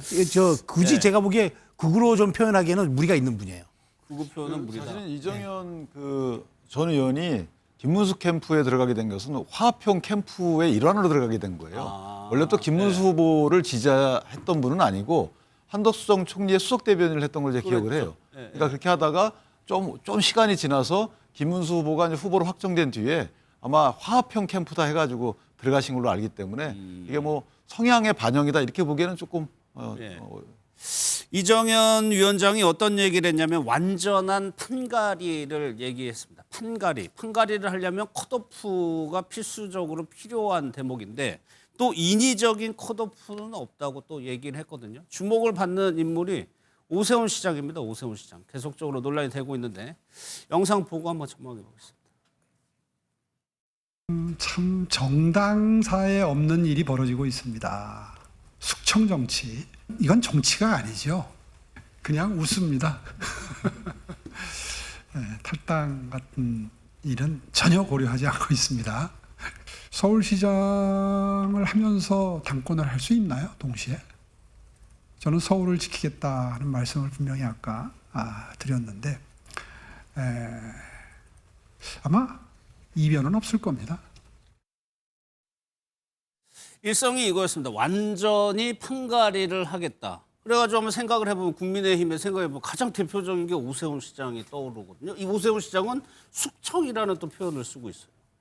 어떻게 좀 보세요? 말씀하셨던 지금 숙청은 벌어지고 있는 거잖아요. 실제적으로. 그리고 저는 지방선거 가장 핵심적인 서울 선거를 앞두고 당대표가 현역 서울시장한테 5번이나 서울시장을 하는 경우가 있냐라고 비판을 한다라고 하는 건 나 당신 마음에 안 들어. 당신 마음에 안 드니까 당신이 계속 그런 식으로 나오면 우리가 어떤 방식으로든지 당신을 날릴 수 있어. 그래서 나경원 의원 같은 경우도 7대3 얘기가 나왔던 거잖아요. 다시 5대5로 돌아갔습니다만. 예.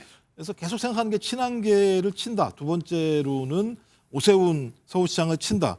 그다음에 제가 볼 때 지금 박근혜 전 대통령과 장동혁 체제가 결합하는 건 그 이후에 TK 지역을 장동혁 대표가 나름대로 구조화시키려고 하는 측면이 본인 같은 경우가 좀 TK 출신이 아니지 않습니까? 충남 출신이고 하니까 그런 일련의 과정 속에서 외피는 호남 출신인 이정현, 제 과 선배이시기도 하거든요. 그래서 제가 뭐 이렇게 나쁘게 말하고 싶지는 않습니다만 예. 외피인 거고 실제 실속은 소위 TK 지역에서 장동혁 대표 체제를 굳건히 하려고 하는 거기 때문에 저는 말씀하셨던 것처럼 오세훈 시장이 아니면 서울시에서 의미 있게 경쟁을 할 수 있는 사람이 있을까? 예. 제가 볼 때는 없다라는 생각이 들거든요. 근데 지금까지 장동혁 대표가 하는 걸 보면 선거에 지면 어때? 라고 하는 생각이 드는 거예요. 이 정도 상황이라고 한다면 선거에 지더라도 나의 권한을 정확하게 만들어낼 수 있으면 된다. 그리고 이후에 뭐 선거에 진다고 하더라도 이 체제를 붕괴시키지 않을 시스템을 만들면 된다라는 예. 생각으로 지금 가고 있다는 생각이 들어서 이건 선거를 준비한다기보다는 당을 균질화시키고 장동혁 체제의 비판적인 세력들이나 인물들 같은 경우는 배제하겠다라는 측면이 있기 때문에 저는 이정현 선배님께서 역할을 하실 수 있을까? 혁신공천이라고 하는 걸 할 수가 있을까? 예. 그리고 지금까지 따지고 보면 혁신공천을 저런 분들이 해왔었던가? 저는 쉽지 않다라는 예. 생각이 들어요. 지금 오늘 배현진 의원까지 보면은 이게 기세라고 하나 이 흐름이 오세훈 시장에게도 적용될 수 있을 것 같다는 생각도 들어요. 근데 지금 막 얘기했잖아요. 완전히 칼잡이가 돼서 판가리 하겠다. 근데 판가리 하는 게 지는 판가리를 하는 건 아니잖아요. 이기는 판가리를 하는 건 아니. 지면서 판가리 하는 게 무슨 의미가 있습니까? 저는 이렇게 봅니다. 그러니까 지금 말씀하신 바와 같이 오세훈 시장은 지금 에펠탑 효과라고 그래서 높은 주목도와 인지도 누리고 있고 물론 5번의 이제 시장을 도전하다 보니까 이렇게 너무 과하게 이렇게 정말 한 사람에게 이렇게 많은 정치적 기회를 주는 게 맞느냐. 하지만 국민이 원하고 서울 시민이 원하면 주는 거죠. 그리고 어쨌든 또 오 시장이 여기에서 또 성공한다면은 예. 만일 또 당의 대권 후보는 자산이 생기는 거잖아요. 그렇기 때문에 정당 입장에서는 인물만큼 중요한 게 없습니다. 그렇기 때문에 저는 인위적 물갈이를 통해서 컷오프 오 시장을 어떻게 한다. 제가 보기에 장 대표도 지난번 기자 간담회에서 그러니까 유튜브 방송에 출연했었죠. 이른바 전략공천은 없을 것이고 예. 신인들이 많이 들어와서 경선하겠다는 얘기 아니겠습니까? 그럼 그 경선 결과에 따라서 하는데 지금 다시 주재하시는 바와 같이 당원 50대 여론조사 50으로 환원되지 않았습니까? 그렇다면은 저는 그렇다면 이 부분은 오 시장을 인위적으로 물갈이하겠다? 어떻게 가능할까? 그러니까 경쟁을 통해서 시장 속에서 평가받을 문제지 이걸 가지고 과하게 그러면 이정현 위원장도 컷오프도 없고 그다음에 경선하면은 당연히 경쟁력 있는 인사가 후보가 되는 것 맞는데 이걸 가지고 오 시장까지 지금 하도 지금 한동훈, 김종혁, 배현진이 이러다 보니까 다음 타겟이 오세훈 아니냐라는 이른바 음모론적 상상 속에서 얘기가 나오는 거지 저는 그까지 가지는 않을 것으로 봅니다. 그럼 오세훈 시장이 워낙 현직이고 그렇다 치더라도 다른 지역이나 다른 수준의 조금 낮은 단계에서는 가능한 겁니까? 글쎄 근데 그 낮은 단계에서 지금 장동혁 대표 입장에서 꼭 쳐내야 될 경쟁자가 또 누가 있나요? 없잖아요. 그렇기 때문에 저는 아니요 장동혁 대표의 체제라고 그럴까요? 사람들이랄까요? 네. 그런 거를 좀 넣을 수 있는? 근데 그게 있으면은 지금 현역 의원들 중에서 누군가는 지금 그럼 의원직을 던지고 나가서 해줘야 되는데 예. 그럴 만한 사람도 지금 없을 테고 그다음에 저는 결국 우리가 이긴다고 하는 거 그러니까 국민의힘이 이긴다고 하는 지역이 좀 냉정하게 보면은 서울, 예. 강원, 경기, 서울, 강원, TK, PK 정도인데 그러면은 여기에 누가 가겠습니까? 그러니까 저는 오히려 그쪽에서는 경쟁력 있는 인사를 투입해가지고 그나마 장 대표도 아무리 지금 일각에서는 장 대표가 선거지더라도 대표직을 유지할 것이다. 근데 정치적 책임이라는 게 그게 파장이 만만치 않거든요. 서울시장이나 우리 본인의 그러니까 국민의힘의 어떤 지역 기반을 다 잃고 나 당대표 연임하게 계속 유지하겠어요라고 쉽지 않을 겁니다. 그렇기 때문에 저는 지선 승리가 결국 장 대표에게도 정말 지상에 갇힐 수밖에 없다는 생각입니다. 예. 또 하나가요. 이제 국민의힘이 계속 이제 꼬리표처럼 따라다니는 게 전환길 씨 문제인데 일단 보면요. 장동혁 대표를 계속적으로 거론을 하고 있죠. 응원을 하러 와야 된다라고 얘기를 했는데 이 내용 듣고 당내 상황도 한번 알아보도록 하겠습니다. 전환길은 경찰서 가고 장동혁 대표는 청와대를 가네요. 장동혁 대표님, 김민수 최고위원님, 저는 장동혁 대표님을 당대표 뽑는데 전환뉴스가 힘을 합쳤지 않습니까? 그리고 전환길이 내일 경찰서 앞에 가면은 청와대에 갈 게 아니라 전환길을 응원하러 와야 되는 거 아닌가요? 그래 놓고 전환길 보고 무조건 장동혁 지지해달라고요? 당신도 내 어려울 때 나를 도와줘야 될 거 아니에요?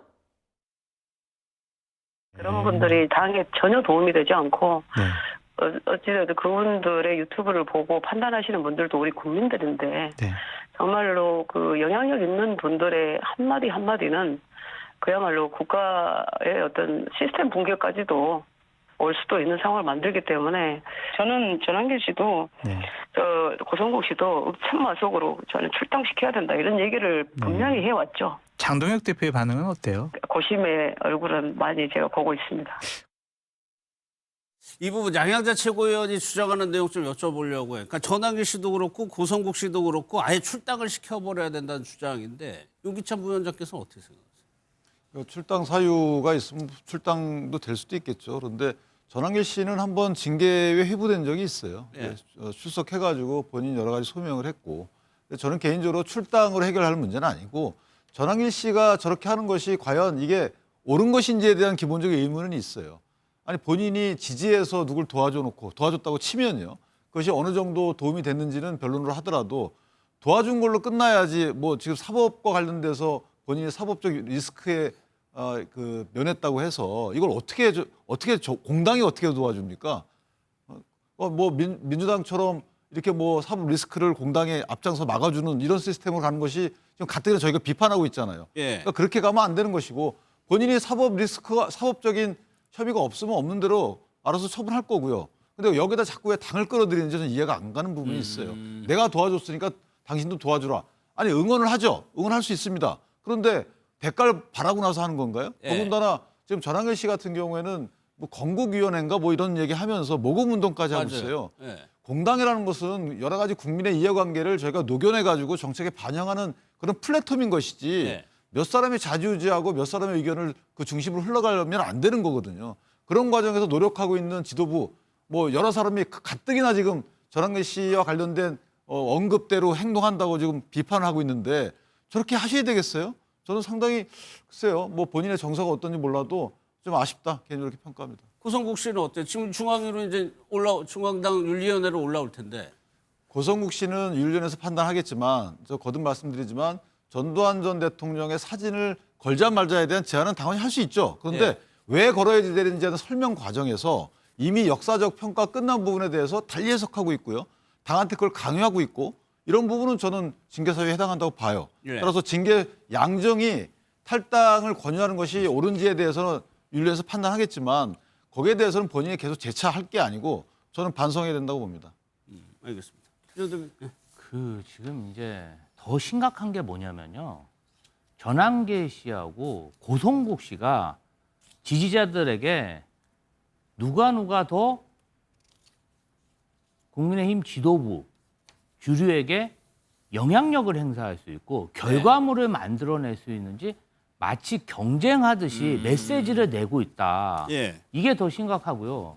이 고성국 씨도 그렇고 전환길 씨도 그렇고 아무런 당직도 없는 평당원임에도 불구하고 그 영향력, 당원들한테 주는 영향력이 굉장히 큰 문제입니다. 예. 사실 이번에 장동혁 대표가 이재명 대통령의 오찬을 취소하고 노쇼한 이 사건도 많은 정치평론가 언론인들이 전환길 씨가 하루 전날 저런 이야기를 해서 부담을 느껴서 노쇼를 했나? 이렇게 많이 예상을 하는 이 예. 부분. 영향력 자체가 대단하다는 것이죠. 그러니까 이게 사실은 어떤 정당이 가지고 있는 리스크로서 이 정당 구성원이 자제시킬 수 있는 사항이 못 되고 예. 그런데 영향력은 크고 이러니 위험을 사실은 다이너마이트를 국민의힘이 달고 다닌 거랑 진배가 없는 상황입니다. 굉장히 지금 정치적으로 어려움이 클 것으로 그렇게 예. 생각됩니다. 뭐 물론 양양자 최고위원의 개인적인 생각일 수 있겠지만 그런 장동혁 대표를 보는데 고심의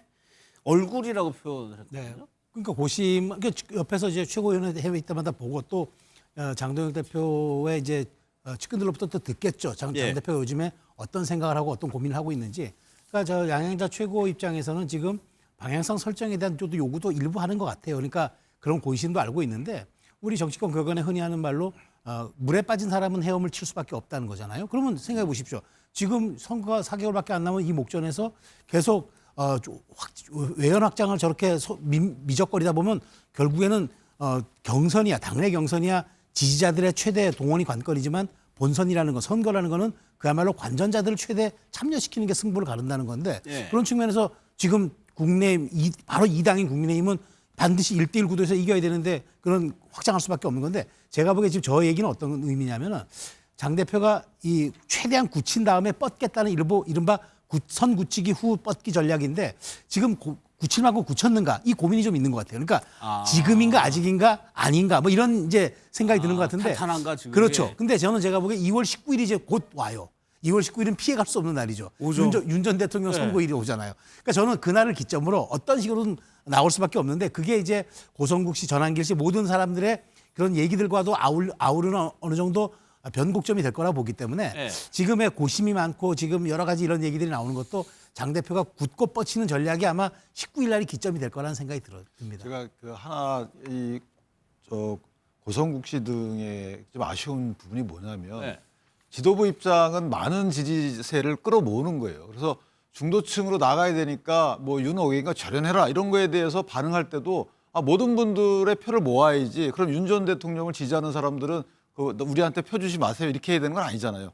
그건 무슨 말이냐면 양립 가능한 상황을 만들어줘야 되는 겁니다. 그러니까 만약에 강성 지지층 목소리도 이 중도층하고 양립 불가능한 내용을 당에 요구하거나 하면 안 되는 거예요. 예. 당이 성공에 바른다면 그렇게 요구하시면 안 되는 거고요. 중도층으로 가고자 하는 분들도 마찬가지입니다. 당이 성공하고자 하면 중도층만이 아니고 강성 지지층도 마음을 얻어야 되는 거죠. 그러나 이게 양립 불가능한 요구를 서로 간에 하면 안 된다. 이게 전제인데 지금 전환기 씨도 약간 말씀하시는 저런 내용들을 보면 양립 불가능한 쪽으로 가고 있어요. 그러면 저희는 그 얘기를 들어줄 수도 없는 거고 오히려 당에 해가 된다. 개인적으로 그렇게 평가합니다. 알겠습니다. 이제 여권 얘기도 해볼 텐데 이재명 대통령의 지지율 오늘 한국갤럽의 지지율이 나왔는데 올라가고 있습니다. 전체적인 지지율은 63%. 잘 못하고 있다는 것 응답은 26%. 이 내용도 좀 의미가 있습니다만 지역별로 좀 지지율이 나온 거 보면 대구 경북과 불경 지역에서 보면요. 대통령 지금 여기 대구 경북에서 잘하고 있다가 49%. 잘못하고 있다보다 더 10%포인트나 높고요. 특히나 부산, 울산, 경남, 불경이라고 하는 지역에 대해서는 굉장히 높게 나오고 있습니다. 네. 이게 보수 진영에서는 뼈아픈 대목일 수 있거든요. 지금 굉장히 위험한 시그널이죠. 그러니까 어쨌든 대통령의 지지율이 당시에 선거로 연동된다는 거는 그거는 그 상식이에요. 총선.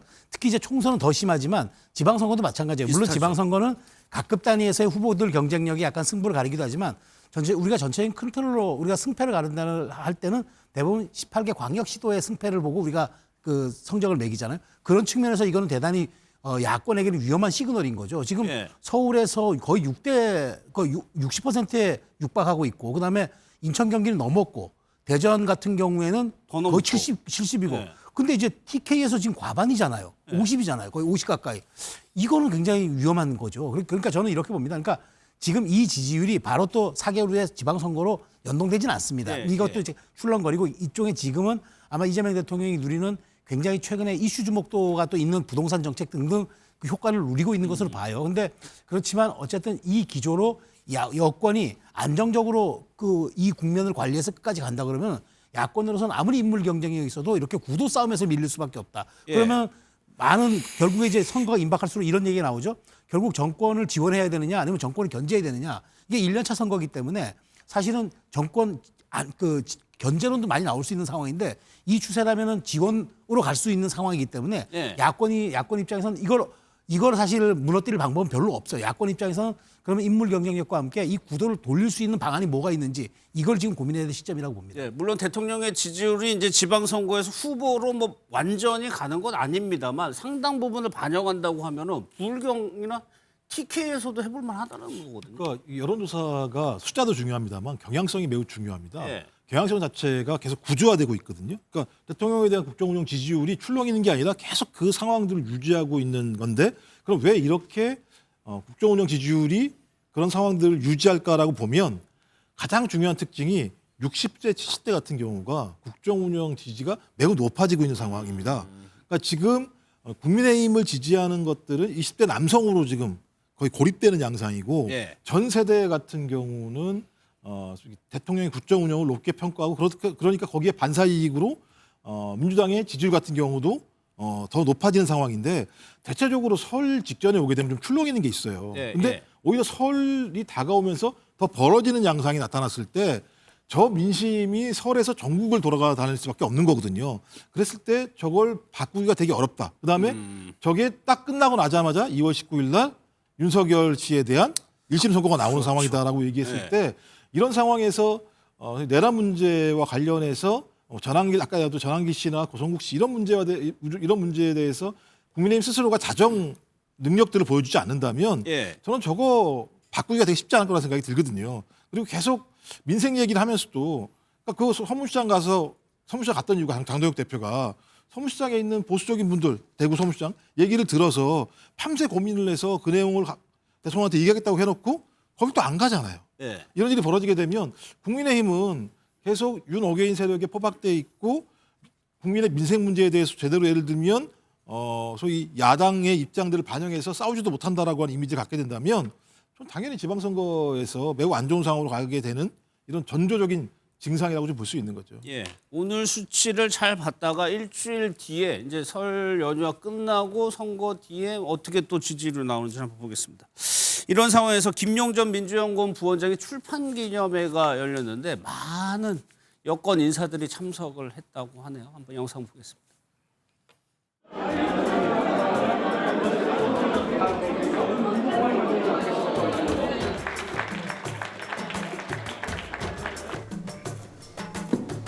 네.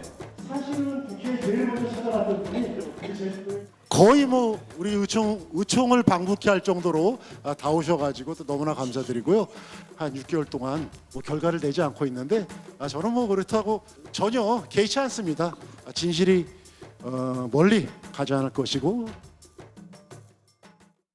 김용전 부원장 말대로 의총을 방불케 할 정도로 많은 여권 인사들이 가서 참 우문이긴 한데 왜 이렇게 많이 가는 겁니까? 출판 기념회를 한 장소가 국회의원회관 대회의실에서 하다 보니까 국회의원들 사무실이 또 의원회관 아니겠습니까?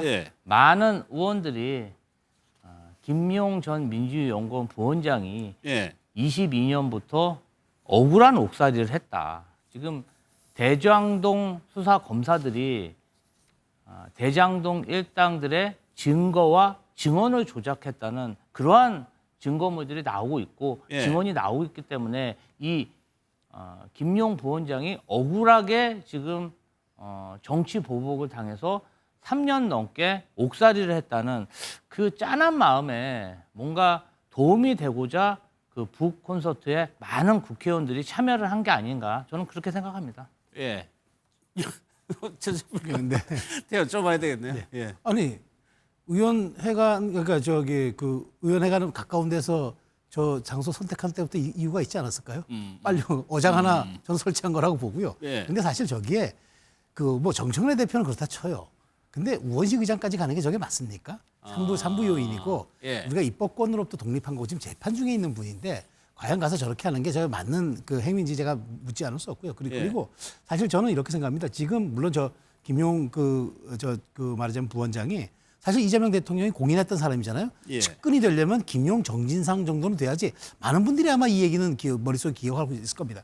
저는 그래서 저기 많은 같이 갔던 분들이 대통령에게 우회적 눈도장을 찍으러 간 게 아닌가. 김용을 지원함으로써 결국 나도 우리가 한패라는 것을 저기서 입증하려고 했던 게 아닌가 싶은데 뭐 출판 책을 내는 거야 뭐 자유죠. 그렇지만 네. 장소라든가 그다음에 저기 왔던 세과시라든가 이런 여러 가지를 봤을 때 더더군다나 지방선거에 목전을 두고 있다 보니까 여러 가지 공천에 대한 이야기들도 좀 나오는 것 같아서 저는 어찌됐건 책을 내는 거야 김용 부원장의 자유긴 하지만 그렇다고 지금 대법원 판결을 앞두고 있는데 거기서 서영교 의원 같은 경우는 무죄다를 몇 번 외치는데 서영교 의원이 대법관입니까? 법관입니까?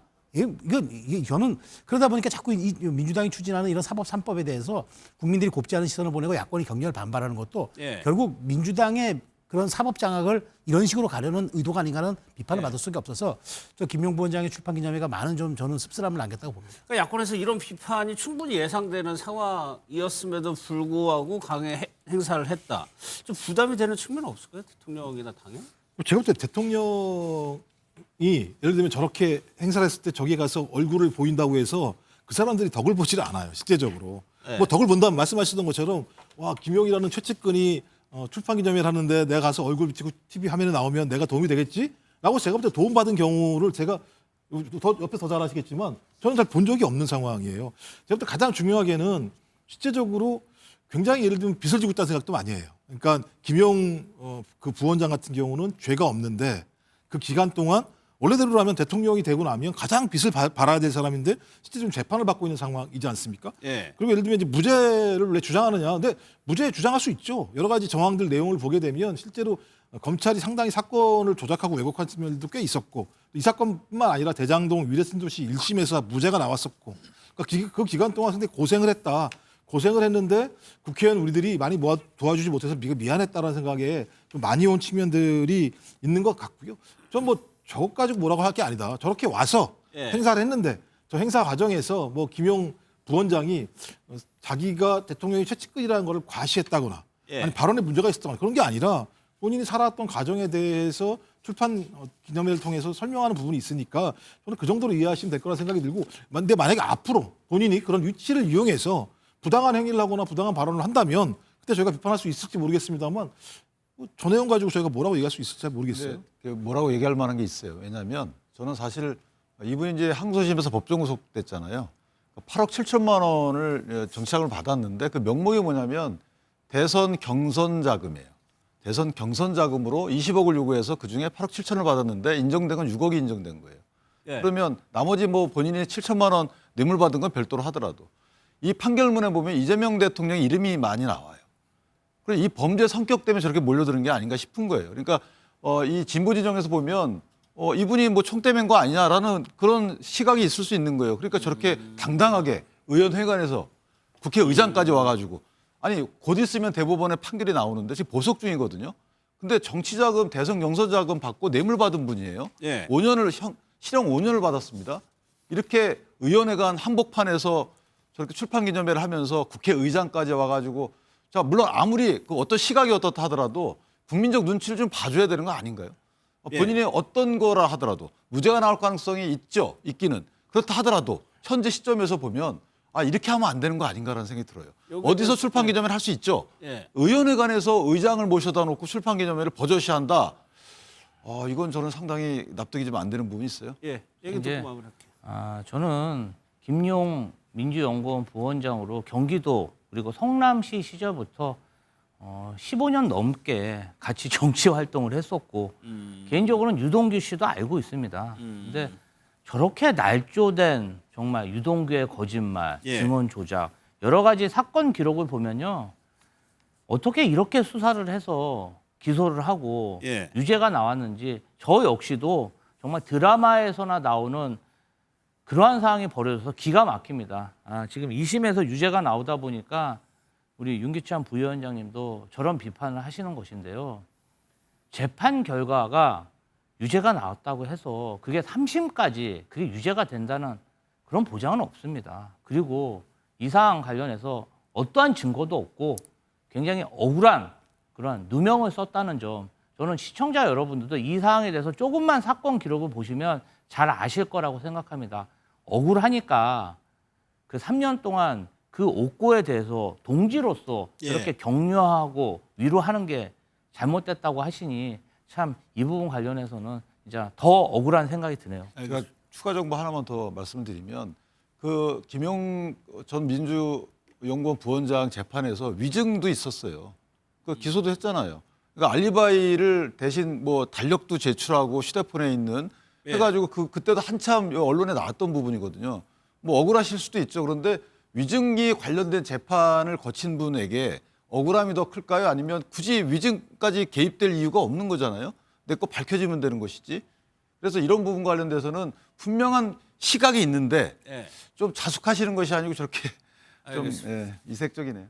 위증 관련된 사건도 사항이 많이 조작된 게 있습니다. 이 부분도 저는 한 번 더 수사를 해서 이런 조작에 관해서는 이 수사기관의 조작에 대해서는 정말 단죄를 해야 된다 이렇게 생각합니다. 송영길 전 대표가 2심에서 무죄를 받고 이제 민주당으로 복당을 하겠다고 선언을 했는데 영상 보고 이건 또 어떤 의미가 있는지 좀 짚어보겠습니다.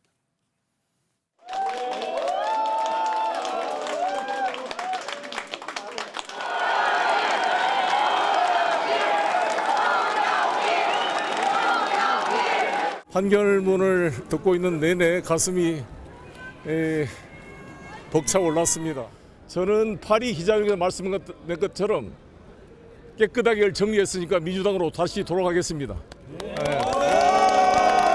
저를 그동안 지켜준 소나무당 당원 동지들께 감사를 드리고 당원들의 뜻을 모아 소나무당을 해체하고 저는 개별적으로 입당하겠습니다.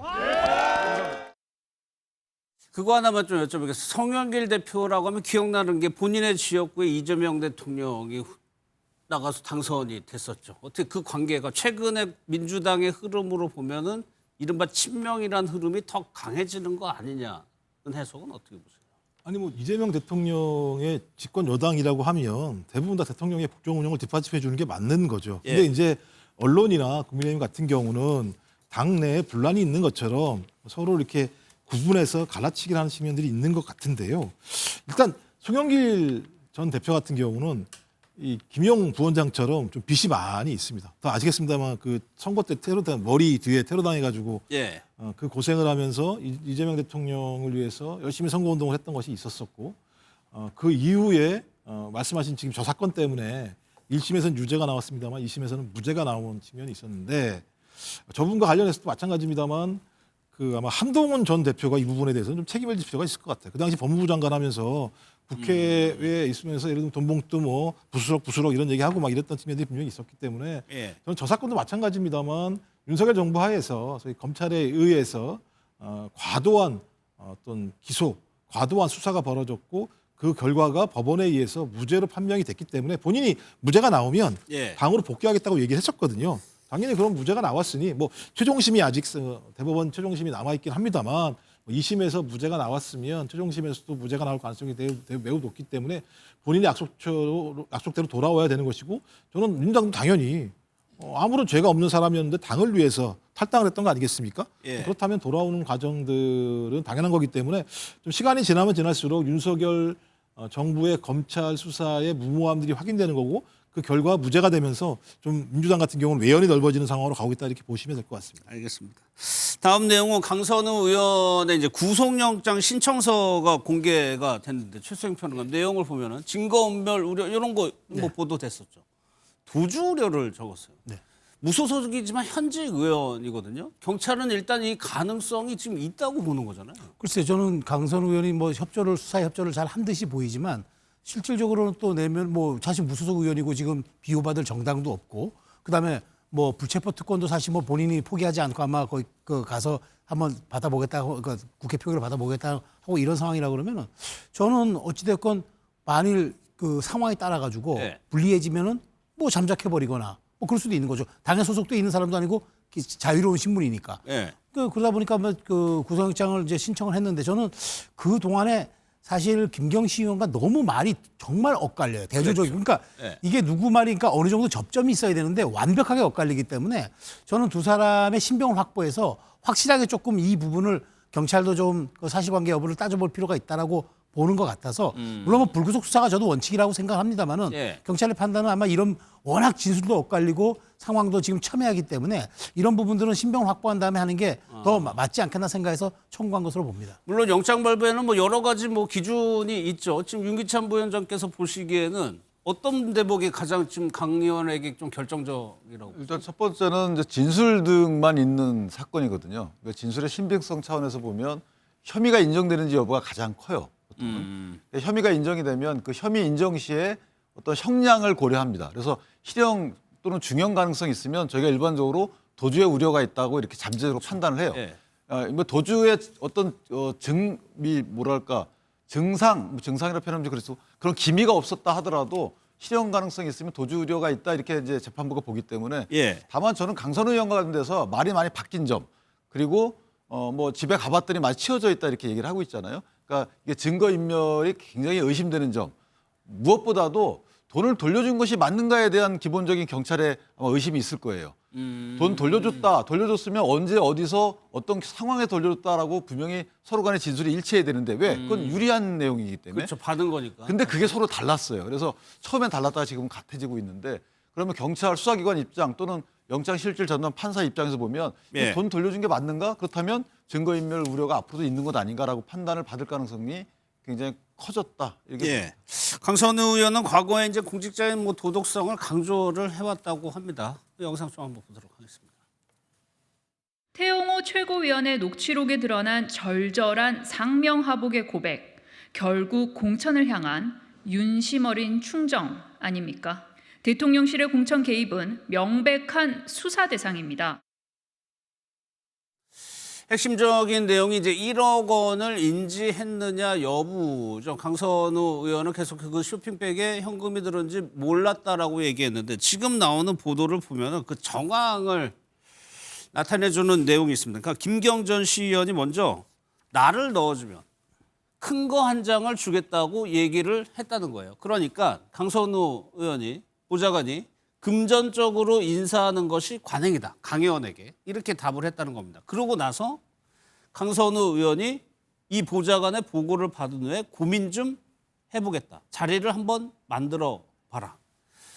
이렇게 되면 좀 너무 명확한 거 아닌가? 이 대목 뭐 정황이긴 합니다만. 일단 뭐 저건 이제 경찰이 구속영장을 청구하면서 저렇게 아마 내용들을 얘기한 것 같은데 예. 사실관계는 확인이 안 되는 겁니다만 말씀하신 것처럼 진술이 서로 너무나 엇갈리는 상황인데 지금 경찰이 얘기한 내용들을 보게 되면 상당 부분 이것저것 조각들을 잘 맞춰서 좀 얘기하고 있는 측면들이 있는 것 같아요. 예. 근데 여기에 대한 구체적인 증거를 어떻게 확보할 수 있을지 모르겠다는 측면도 있는 것 같고 또 하나 그렇죠. 요거로는 부족하죠. 예, 그렇죠. 또 그다음에 1억 수수했다는 게 이게 지금 뇌물죄로 되는지 안 되는지 이것도 좀 봐야 될 것 같고 이게 아니라고 한다면 만약에 이걸 뇌물죄로 기소를 나중에라도 하게 된다면은 상당히 예를 들면 형량이 높게 나올 가능성이 높은 측면이 있거든요. 예. 거기다 또 아까 말씀드린 좀 괘씸죄도 계속 본인이 한 만큼 본인이 본인 입으로 사회적 잣대를 얘기한 거에 비해서 본인의 행한 행동에 대해서는 변명이나 반성의 모습이 보이지 않는다라고 경찰은 괘씸죄처럼 판단을 한 것 같고 예. 그다음에 여러 가지 보좌관이나 이런 사람들과의 내용을 정황을 맞춰보니 이 문제가 우발적으로 벌어진 게 아니라 상당히 예를 들면 서로가 다 동의하는 과정에서 벌어진 게 아니냐라고 판단을 했던 것 같은데 그럼에도 불구하고 어차피 저것은 영장 실질심사를 통해서 구체적으로 판사가 그런 사유를 인정하게 됐을 때 영장이 발부되는 부분이 있기 때문에 또 민주당 같은 경우는 당론으로 정하지 않고 의원들 개별적으로 결정하는 걸로 아마 갈 가능성이 높기 때문에 저는 아마 최종적으로는 강선우 의원이 법원에서 영장 실질심사를 할 때 얼마만큼 충분히 잘 소명을 하느냐 이 문제가 관건이 될 거라 생각이 듭니다. 여기서 전 보좌관이 그런 얘기를 했다는 거예요. 금전적으로 인사하는 것이 관행이다. 그렇다면 김경전 시의원에게만 이런 얘기를 했을까 싶기도 하고요. 그러니까 그 말에서 우리가 유추해 볼 수 있는 거는 이게 김경 사례에만 국한될 것인가 혹은 지금 강선 의원 같은 경우에는 어쨌든 그 강서 지역에서 재선을 한 의원이기 때문에 지방선거 벌써 한 두 번을 치렀잖아요. 그렇다면 예. 과연 이게 그 정말 말하자면 김경식 의원은 국한된 사례인가라고 들어서 저는 이 꼬리를 캐 들어가다 보면은 뭐 지금 김병기 의원에 대한 의혹도 지금 사실 여기저기서 폭로가 나고 있는 상황이라 모르겠습니다. 이 말의 추론만 가지고 놓고 본다면은 저는 그런 가능성도 배제할 수 없어서 이 부분도 한번 나중에 수사 과정에서 또 나올 수 있지 않을까라는 생각을 하고 있습니다. 예, 이제 체포대응의안이 이제 국회에 넘어오면은 뭐 민주당이 뭐 자당은 아니에요. 지금 무소속이니까 뭐 현재로서는 관계가 없다지만 과거에는 이제 소속이었으니까 개별 표결로 한다는 건 어떤? 사실상 체포동의안이 국회로 넘어오면 판단을 하겠다는 건데 이제 당론으로 강력하게 막아야 예. 이 사안 관련해서 부결이 되는 것이지. 국민의힘은 체포동의안에 찬성하는 거 아니겠습니까? 그러면 당론으로 막지 않으면은 가결될 가능성이 매우 높다. 그래서 강선우 의원이 친전으로 국회의원들에게 편지까지 보냈습니다. A4지 4장 정도라고 하는데 이 강선우 의원의 어떤 최초부터 지금까지 주장과 진술이 김경 전 시의원과 전 보좌관하고 너무 상이하게 다르고 또 진술도 계속 변화하는 모습을 보이고 있습니다. 이런 면에서 보면 수사기관도 그렇고 정당 관계자들도 강선우 의원 관련된 이 공천 의혹 관련해서는 뭔가 강선우 의원이 문제가 있지 않냐 대부분 인지하고 있기 때문에 체포동의안이 가결될 가능성이 더 높지 않은가. 그게 현재 분위기라는 말씀이시죠? 예, 그렇게 보고 그럼 있습니다. 짧게 윤기철 부회장님, 만약에 통과되면 구속 가능성 좀 있어 보여요? 통과되면 구속 가능성이 굉장히 크죠. 사실은 이제 선례들이 많이 있습니다. 그러니까 이전에 10일 만에 돌려준 것도 실형이 1년 6월 나왔어요. 그래서 아마 통과되면 구속 가능성이 전 상당히 크다 이렇게 봅니다. 알겠습니다.